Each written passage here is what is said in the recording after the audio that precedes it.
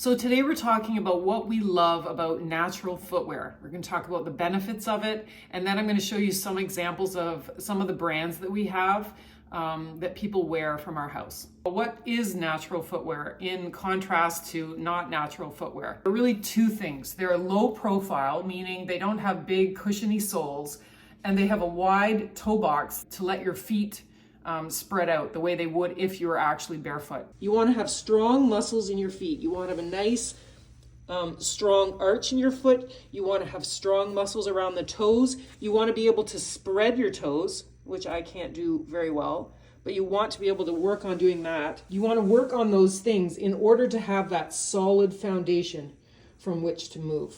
Okay, so now we are going to look at some of the different brands of natural footwear that we have in this house. So let's start with a brand that is an actual designated natural footwear brand.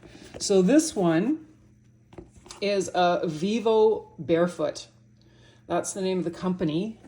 And as you can see from this sort of mini boot, it has a very shallow sole. It doesn't support your arches at all. It's just flat on the inside. The other thing that you'll notice about the Vivo is that they have a nice wide toe box so that your feet and toes can spread out inside of them.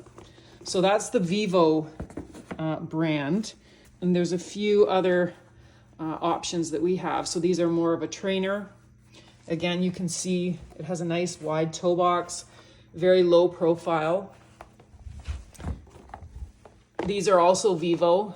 These are a sort of a leather suede, similar to the other ones, but again, same idea, nice and wide, very comfortable. Another brand that we have is Vibram. So these are sort of the toe shoes. I'm sure that you've seen these somewhere before. My son uses these as trainers. It's just like being barefoot, but having sort of a protective layer between you and the ground. And, these ones actually separate your toes. So he wears those to train sometimes. A brand that my husband bought just recently off of Amazon. So these are called Jumra. And again, same thing, nice wide toe box, low profile. And these were pretty reasonably priced compared to the Vivo. The Vivo can get pretty expensive, like $200-300. They're worth it. They last and they're great quality. But if you want to try something out that's a little bit cheaper, the Jumra on Amazon is a good option. He really likes these. Another brand that is a natural footwear brand, they're called Lems.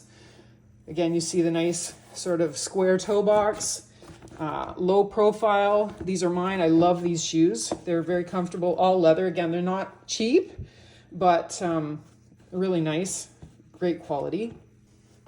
My husband also has these ones. So these are Noble.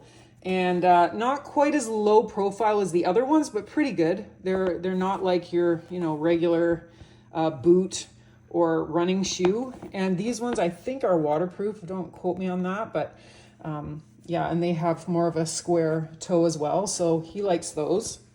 In terms of footwear that's not actually designated as natural footwear, there are other options as well. And I'm going to show you what we have that's sort of regular footwear, but that sort of crosses over a little bit and gives you the same functionality as the natural footwear. So of course, Nike is a brand that everybody knows about. These are my trainers that I've had for years. Most of the Nike shoes are not like this. They have a definite higher sole. These function pretty well for me. They're just sort of their version of a natural footwear product, and I find that these are pretty good with my feet, and I have wide feet, so these ones I've worn for years and I really like those. So you can look for regular brands that still sort of provide those things that you're looking for. Of course, there's the Chucks that everybody knows about. They're not as wide in the foot, but they seem to work for my feet okay, and again, they're pretty low profile, so I wear these a lot as well. Then you have something like Crocs, which aren't low profile really, but they do have a wide space for the toes. So if anything, they at least allow that to happen. Finally, something like a moccasin, which again, I really like. It's low to the ground. There's not really any sort of high sole on that, and they're wide through the toes. and they're, you know, they're suede, they've lasted forever.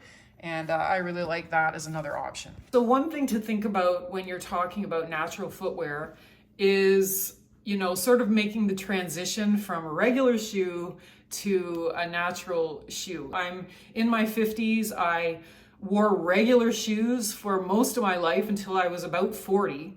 And then that's when the natural footwear started to come out. And so I transitioned into that, but not like immediately and not everything all the time, because your feet, if you've been living with regular shoes, starting to wear something like that or going barefoot all the time is going to be extra work for your feet. Your feet might be sore and you might wonder why. Yeah, just think of it sort of as a transition. So you get a pair of barefoot shoes. Maybe you sub those in sometimes. Go barefoot sometimes. Just walking around the house, just being outside. Definitely wouldn't just start training barefoot if you've never done that. That is something that you need to work up to.